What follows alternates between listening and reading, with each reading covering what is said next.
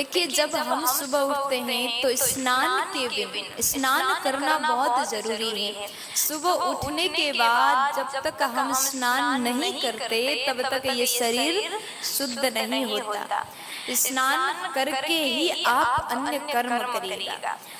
शास्त्र कहते हैं कि बिना स्नान किए अगर आप कोई भी पुण्य कर्म करते हैं, दान करते हैं, भजन करते हैं, भगवान का नाम लेते हैं, पुण्य कर्म करते हैं, जितने पुण्य कर्म करते हैं वो सब निष्फल हो जाते हैं।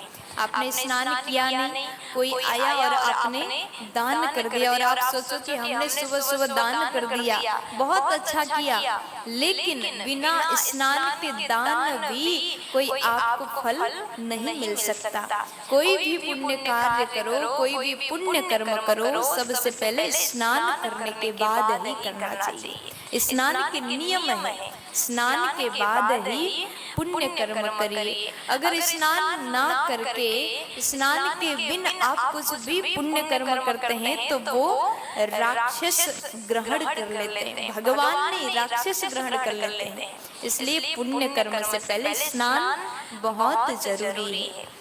और कहते हैं कभी भी निर्वस्त्र होकर के स्नान नहीं करना चाहिए। आप जलाशय में स्नान कर रहे हैं, आप घर में ही अपने घर के बाथरूम में स्नान कर रहे हैं, नहा रहे हैं, तो भी निर्वस्त्र होकर के कभी स्नान नहीं करना चाहिए। क्यों नहीं करना चाहिए?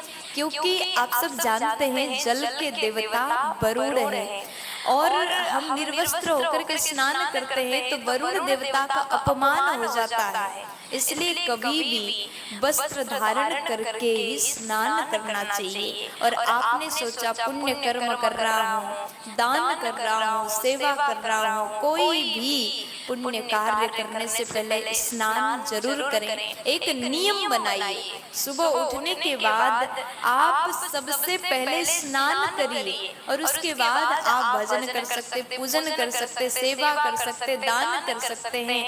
जितने पुण्य कर्म करेंगे वो फिर भगवान ही स्वीकार करेंगे।